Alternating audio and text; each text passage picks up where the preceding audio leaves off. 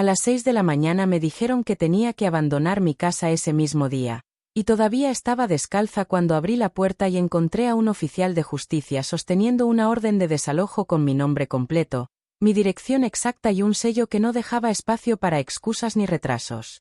Explicó con voz firme que el procedimiento ya estaba activo y que, si no salía antes del plazo marcado, podían retirarme por la fuerza pública, como si todo hubiera sido decidido mientras yo dormía confiando en que mi hogar era seguro. A unos metros, en la banqueta, mis padres observaban en silencio, sin sorpresa y sin intención de intervenir, como si esa visita fuera parte de un plan que conocían desde antes.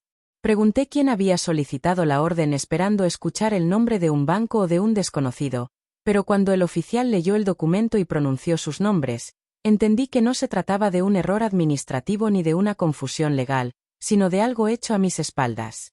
Y en ese momento entendí que esto no era un error.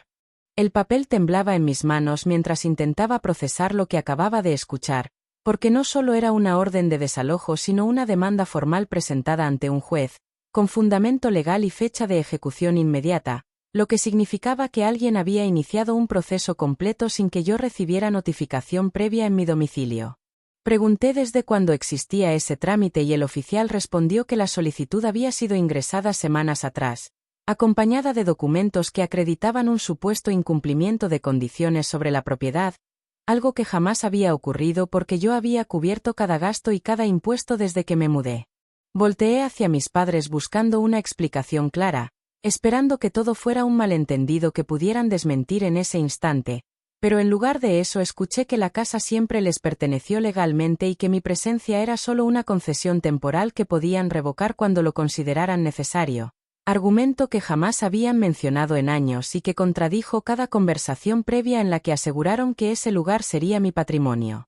La frialdad con la que lo dijeron dolió más que cualquier amenaza externa, porque no hubo gritos ni discusión, solo una decisión tomada sin consultarme y ejecutada con precisión.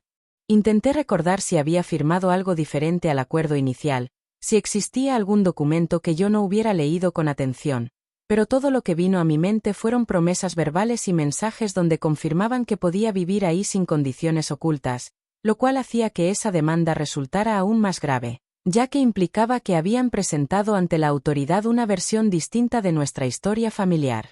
Cuando pedí ver la copia completa del expediente, el oficial me explicó que podía solicitarla en el juzgado correspondiente, aunque el proceso seguiría su curso hasta que una resolución lo detuviera formalmente. Esa respuesta encendió otra alarma, porque significaba que el reloj ya corría y que la ley estaba de su lado mientras yo ni siquiera conocía los argumentos exactos utilizados en mi contra.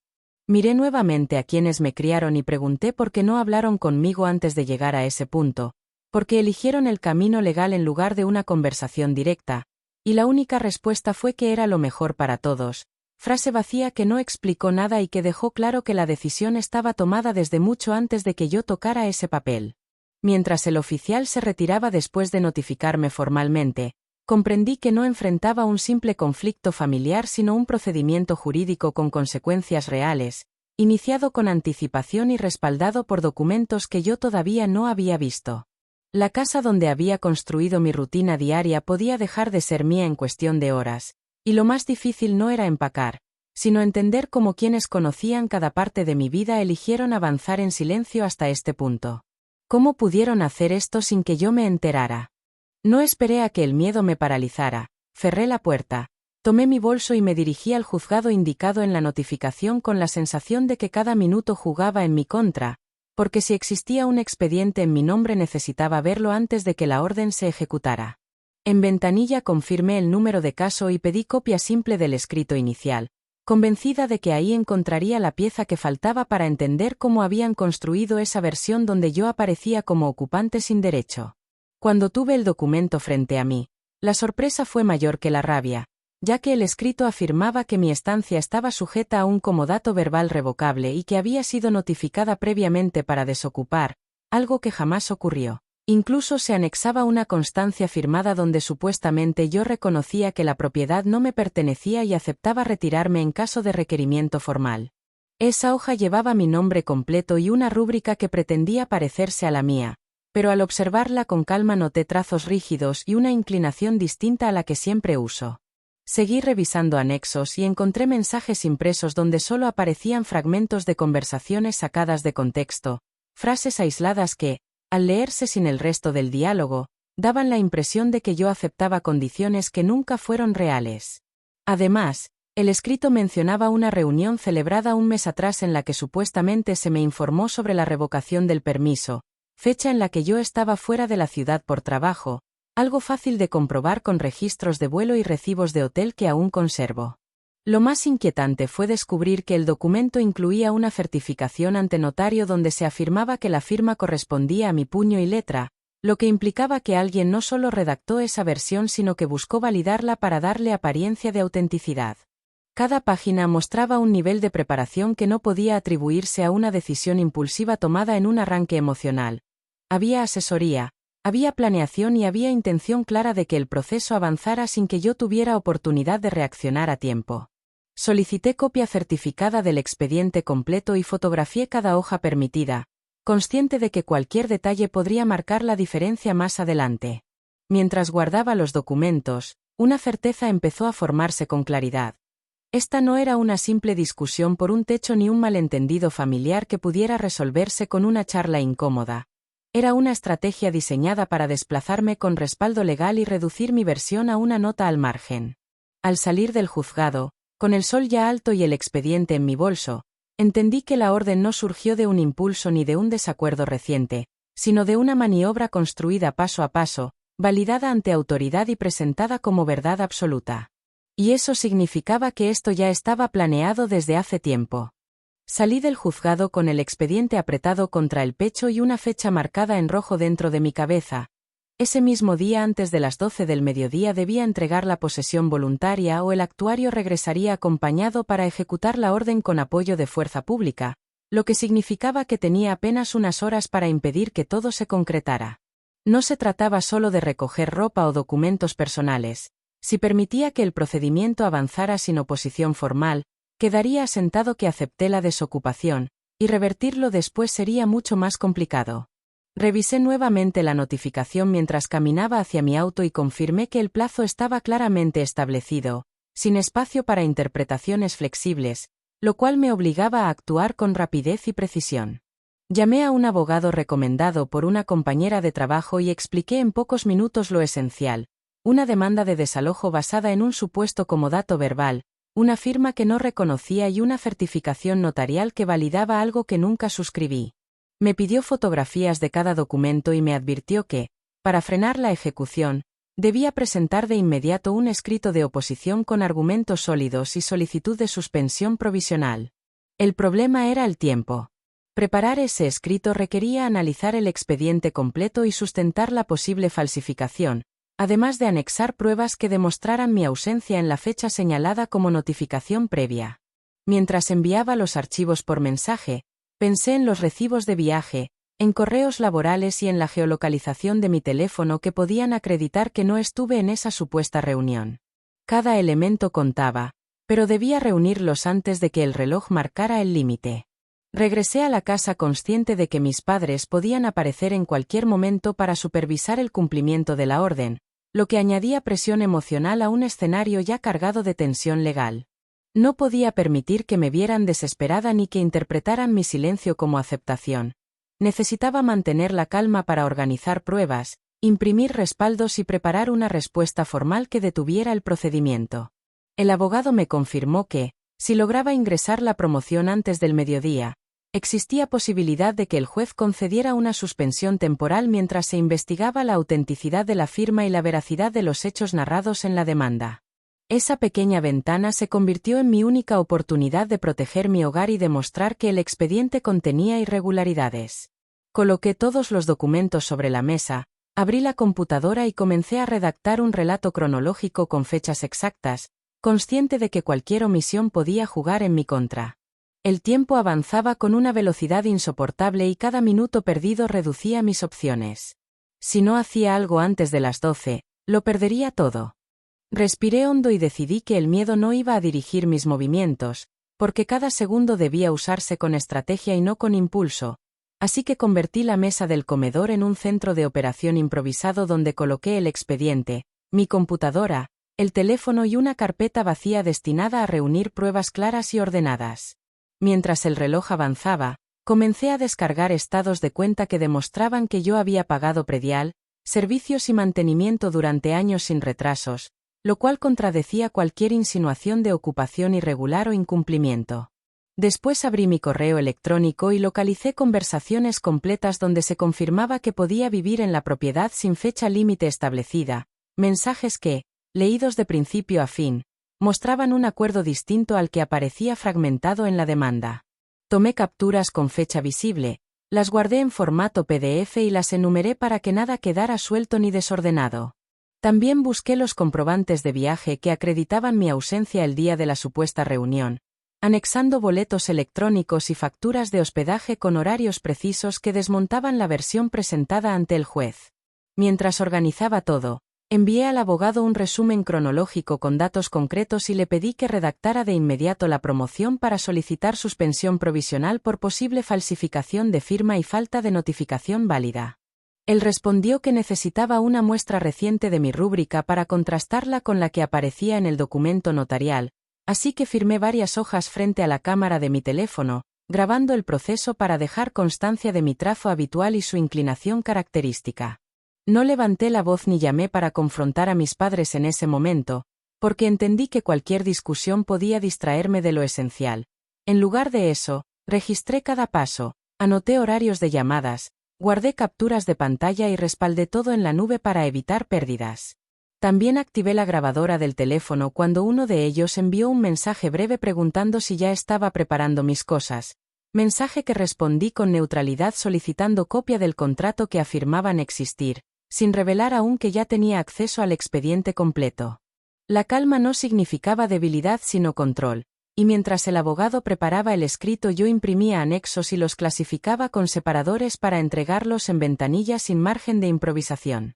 Sabía que cualquier error técnico podía costarme la suspensión, así que revisé 3 veces cada dato antes de enviarlo. No iba a reaccionar. Iba a registrar todo.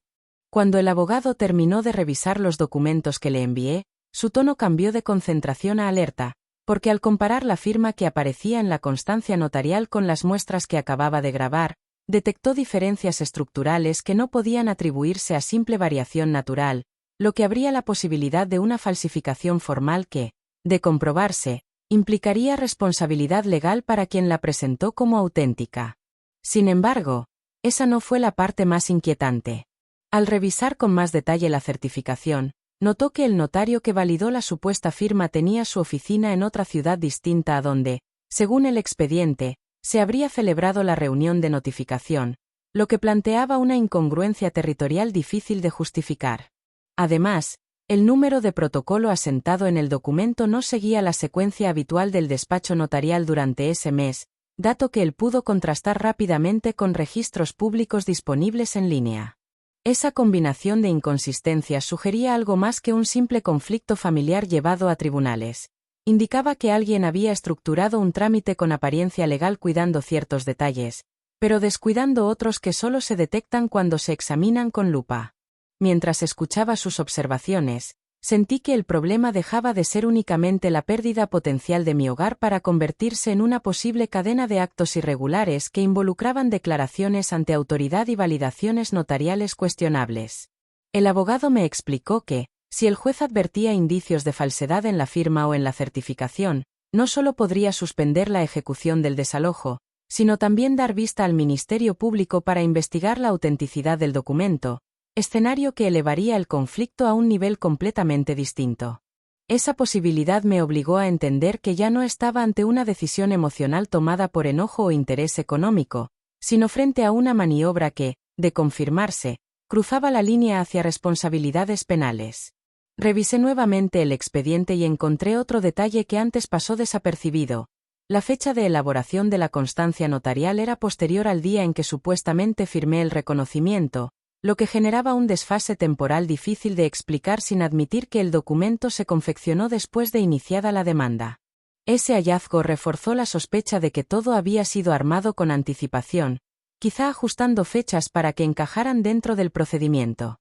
Mientras preparábamos la promoción final para ingresarla antes del mediodía, comprendí que el escenario había escalado más allá de una disputa por propiedad.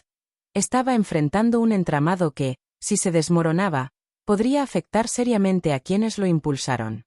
La tensión ya no se limitaba a cajas y mudanza, sino a la posibilidad de que la verdad expusiera algo mucho más grave que un simple desacuerdo doméstico. Esto ya no era un problema familiar. Era algo mucho más grande. Con la promoción lista y los anexos ordenados, regresé al juzgado antes de que el reloj marcara las 12, consciente de que cada paso debía ejecutarse sin titubeos para evitar que la orden se cumpliera mientras discutíamos irregularidades. Entregué el escrito solicitando suspensión provisional por posible falsificación y por falta de notificación válida, anexando las pruebas de mi ausencia en la fecha señalada y las inconsistencias detectadas en la certificación notarial. La funcionaria revisó rápidamente el contenido y selló de recibido con hora exacta, detalle que me dio un primer respiro porque acreditaba que actué dentro del plazo. Mientras esperaba respuesta sobre la admisión del trámite, pedí acceso para revisar nuevamente el expediente físico, esta vez enfocándome en detalles técnicos que pudieran fortalecer la solicitud. Fue entonces cuando noté algo que hasta ese momento nadie había mencionado. El número oficial de la propiedad asentado en la demanda no coincidía completamente con el que aparece en mi escritura, ya que incluía una letra adicional que corresponde a un lote contiguo dentro del mismo predio original. A simple vista parecía un error menor, pero al comparar ambos documentos entendí que esa diferencia alteraba la identificación jurídica del inmueble. Esa letra cambiaba la descripción registral y podía significar que el procedimiento se promovió sobre un lote distinto al que yo habito, lo que abría la puerta a una nulidad por indebida identificación del bien reclamado. Tomé fotografías claras de ambas referencias y envié de inmediato la evidencia al abogado, quien confirmó que ese detalle podía resultar determinante, porque en materia civil la exactitud de datos catastrales es esencial para que una orden sea ejecutable sin ambigüedades. No era un error de dedo aislado. Al revisar la constancia notarial observé que la misma referencia equivocada se repetía en la certificación, lo que indicaba que quien elaboró los documentos copió la información sin verificarla contra el registro público. Esa repetición revelaba descuido en un punto técnico que, paradójicamente, podía desmontar toda la estructura presentada ante el juez. El abogado preparó un alcance adicional señalando la discrepancia en la identificación del inmueble y solicitando que se verificara el folio real correspondiente, argumentando que ejecutar un desalojo sobre un predio mal descrito vulneraría garantías básicas. Presentamos ese complemento de inmediato, antes de que cualquier diligencia pudiera realizarse en mi domicilio. Mientras esperaba la resolución provisional, comprendí que la fortaleza de mi defensa no estaba en discursos emocionales ni en reclamos familiares, sino en esos pequeños datos que no encajaban cuando se analizaban con rigor. La letra añadida, la fecha desfasada y la firma cuestionable empezaban a dibujar un patrón de inconsistencias que debilitaba la versión oficial presentada en mi contra. Y fue ahí donde la mentira empezó a romperse.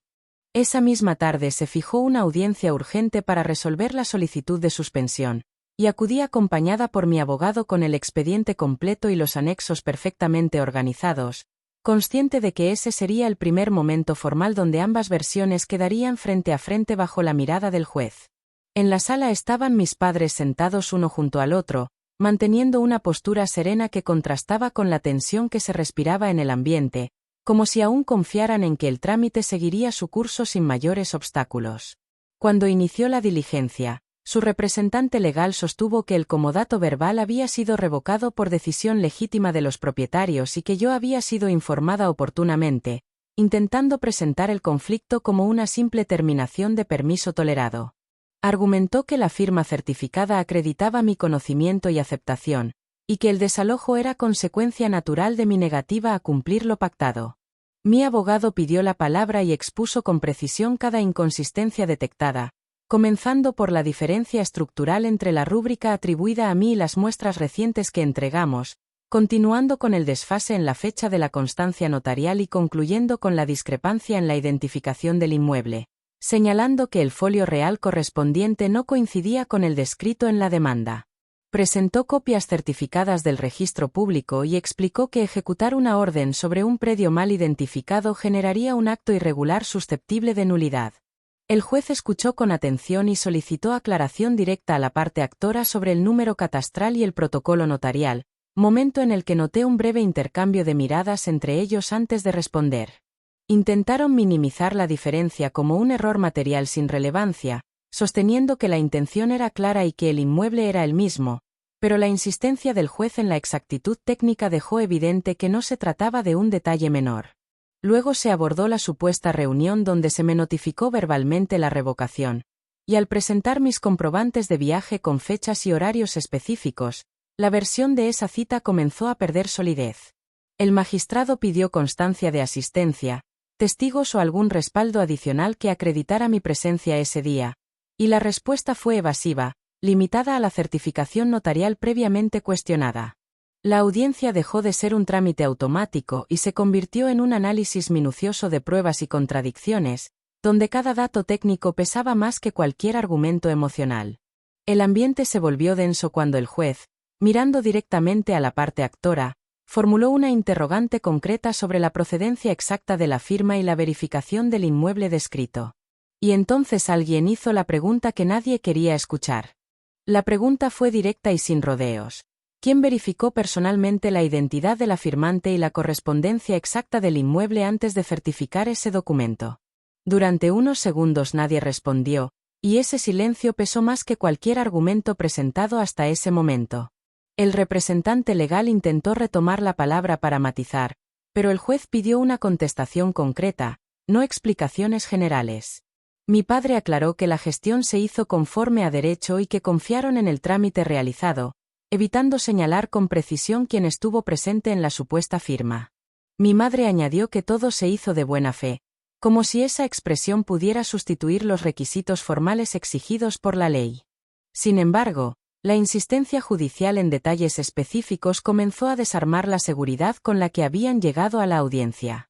El notario no estaba presente, y el expediente no contenía constancia audiovisual de la certificación, solo la hoja protocolizada con la rúbrica cuestionada. Cuando el juez observó las muestras comparativas que mi abogado proyectó en pantalla, las diferencias resultaron evidentes incluso para quien no es perito en grafoscopía: inclinación distinta, presión irregular y trazos finales que no coincidían con mi estilo habitual. A eso se sumó la discrepancia en el número catastral y el desfase temporal ya señalado. Frente a esa acumulación de inconsistencias, el argumento de error material comenzó a perder credibilidad. El juez preguntó si existía algún documento adicional que acreditara la notificación previa, como acuse firmado o testigos independientes, y la respuesta fue negativa. Cada omisión reforzaba la impresión de que el procedimiento no estaba tan sólido como parecía al inicio. En ese punto ya no era necesario elevar la voz ni dramatizar. Los propios datos expuestos generaban dudas razonables sobre la validez de la demanda. El juez anunció que, ante los indicios presentados, resultaba procedente conceder la suspensión provisional de la orden de desalojo mientras se investigaba la autenticidad de la firma y la correcta identificación del inmueble, además de requerir informe al notario para aclarar las circunstancias de la certificación. La decisión cayó en la sala con una claridad imposible de ignorar. Mis padres permanecieron en silencio, sin la seguridad que mostraron esa mañana frente a mi puerta, conscientes de que el trámite ya no avanzaría de manera automática y que ahora tendrían que explicar bajo revisión cada detalle cuestionado. El silencio en el cuarto lo dijo todo. La suspensión provisional no fue una victoria definitiva, pero cambió por completo el escenario, porque detuvo la ejecución inmediata y abrió una etapa de revisión donde cada documento tendría que sostenerse con pruebas verificables. El juez ordenó que se practicara un peritaje grafoscópico para determinar si la firma atribuida a mí era auténtica y requirió al notario un informe detallado sobre el procedimiento seguido para certificarla, incluyendo libro de registro, identificación presentada y presencia física de las partes. Esa instrucción implicaba que el asunto dejaba de ser una simple controversia civil para adquirir un matiz más delicado, ya que si el peritaje concluía que la rúbrica no correspondía a mi puño y letra, la consecuencia no sería solo la nulidad del desalojo, sino la posible apertura de una investigación por falsedad en declaración ante autoridad. El juez también solicitó al registro público un informe actualizado del folio real correcto del inmueble, para verificar la discrepancia detectada en la demanda y determinar si el procedimiento se promovió sobre datos imprecisos.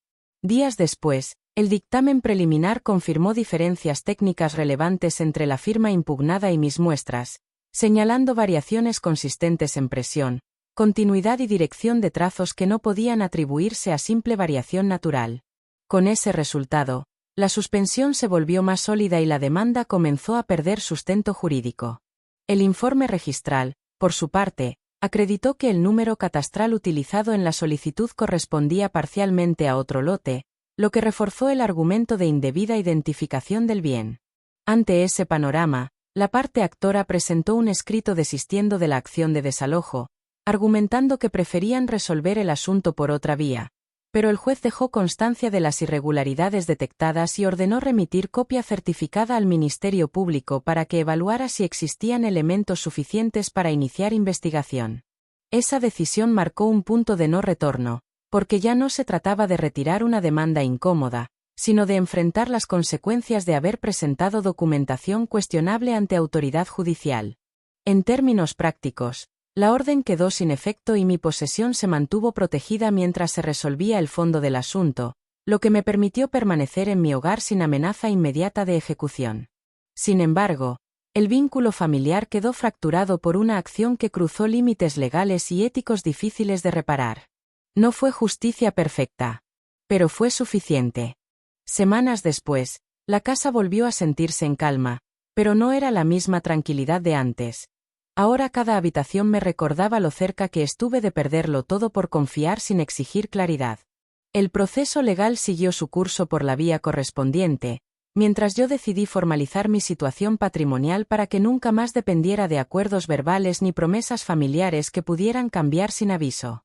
Aprendí que querer a alguien no sustituye la necesidad de tener documentos claros y que el silencio, cuando se usa para planear a espaldas de otro, puede convertirse en la forma más dura de traición. No busqué venganza ni confrontaciones públicas. Elegí protegerme con información, asesoría adecuada y decisiones firmes. La experiencia me obligó a crecer de golpe, a entender cómo funcionan los procedimientos y a no subestimar detalles técnicos que pueden definir el rumbo de una vida. También comprendí que establecer límites no significa romper la familia, sino evitar que la confianza se use como herramienta de presión. Hoy miro esa mañana de las 6 como el momento que me despertó no solo por los golpes en la puerta, sino por la lección que dejó. Ningún documento debe firmarse sin leerse, ningún acuerdo debe basarse solo en palabras y ningún miedo debe impedir buscar orientación profesional cuando la situación lo exige. Si hubieras estado en mi lugar, con una orden de desalojo firmada por tus propios padres, ¿habrías guardado silencio para evitar conflicto o habrías defendido tu derecho hasta el final? ¿Confiarías nuevamente después de descubrir que el trámite ya estaba planeado? Si quieres más historias donde la verdad pesa más que la manipulación, suscríbete y comparte esto con alguien que necesita escucharla.